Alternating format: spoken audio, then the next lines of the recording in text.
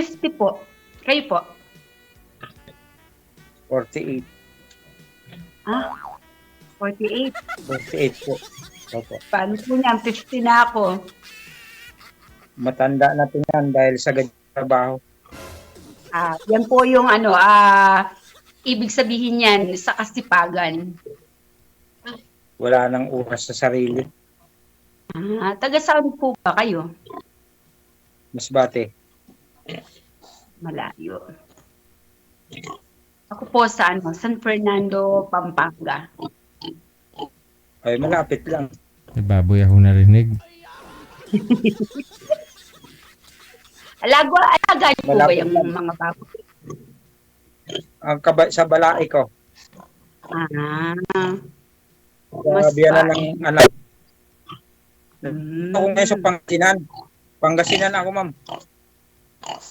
Hindi po sa Masbate. Nakatira Nasa po kayo Pangasinan ngayon ako. sa Pangasinan kayo. Malapit po. Malapit lang, Pampanga. Oo, malapit Marabilis? siya. Hindi po. Marabilis? Pampanga. Hindi po. Pampanga po. San Fernando. San Fernando, Pampanga po. Isang sakay lang. Opo. Malapit lang Malapit yan. Isang po. sakay lang. Opo. Nasa Impanta ako Pangasinan. Opo. Malapit lang siya. Siguro mga 4 na oras lang po. Dito ako nakakuha ng trabaho ko. Inasign ako dito sa Balaisdaan. Bantay ako nag-aalaga ako ng bangas. Oo. Yung taga produkto ng Pangasinan, bangus talaga.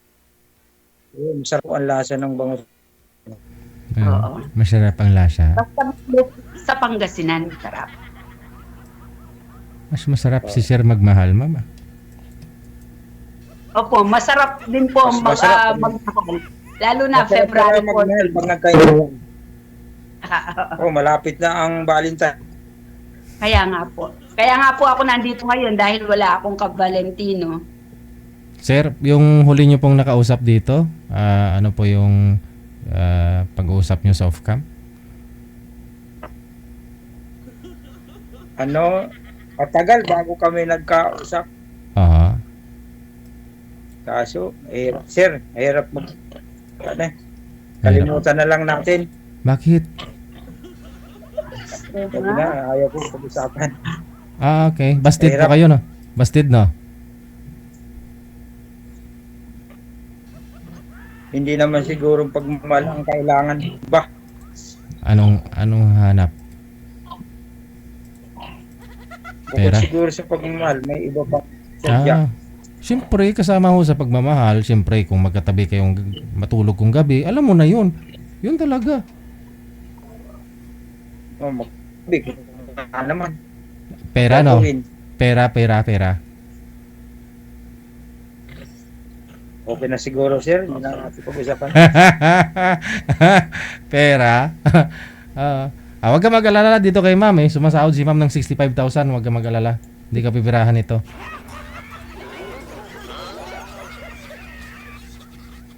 Huwag ka malungkot, sir.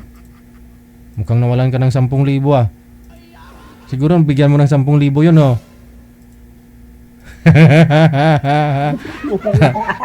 Teka lang ma'am. Tatawagan na natin ulit. Nawawala yung signal niya, no? Oo, sige.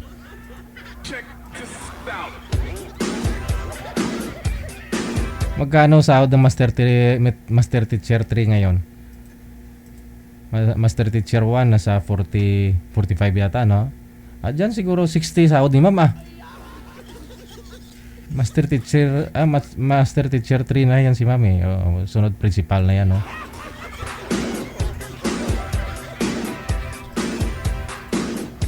Isa pa ho, ma'am, baba nyo po muna yung tawag. Cancel nyo lang po, cancel.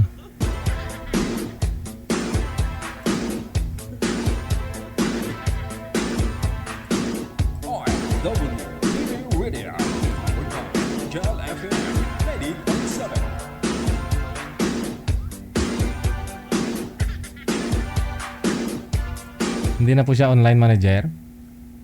Pasuyo nga ho ako sa account niya. Kay sir. Standby lang po ma'am ha. Hindi na online. Naubusan po siguro ng data ma'am, no? Kasi nga kanina pa ho natin tinatawagan pero nawala yung signal niya. Mahina signal ko din. Yun po pala, naalala ko po sumali ho yun last year, siguro mga October si sir. Yun po pala yung nakausap niya. Oo. Ayaw niya sabihin kung anong hanap bukod sa pagmamahal. Alam na. Parang na-trauma, DJ. Oo. Mabuti ho sa inyo ma'am, hindi nangyari ho sa inyo yung ganon. Ay, hindi po. Ay, hindi naman. Opo. Sige. Nagkakataon lang talaga. Siguro busy lang talaga. Sige ho ma'am, ganito gawin natin ha. Hanapan ka ni manager ng ibang makakausap. 50 years old si ma'am Criselda. Mula po sa may San Fernando, Pampanga. Standby lang po kayo sa linya ma'am. Yes. Biyudo na ho, no? Meron pong 14 years old na anak si Madam Criselda kasi nga late na nag-asawa. Biniyaan ho ng isang anak pa. So sa hindi magandang nangyari, ayun nga, namatay yung asawa. Ngayon biyuda po si Madam. 10 years pa sa service pag mag-retire si Madam, medyo okay na yan. Wala man loan si Ma'am kasi mga teacher, sabi nila manager, loan dito, loan doon. Loan doon ba? High school. High school yung anak ni Madam, hindi naman masyado magastos yun. Yung master teacher 3, yung sahod niyan 55,000.